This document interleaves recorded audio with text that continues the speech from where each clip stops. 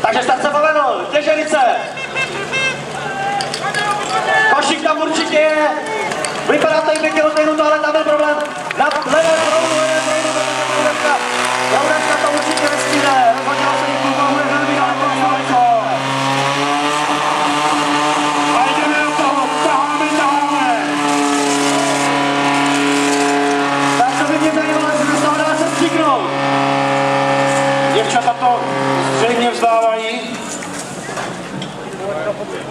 No ale to je škoda, protože opět nerozhodně. Ale teď to bude o to zajímavější. Do třetice všeho dobrého na dráze.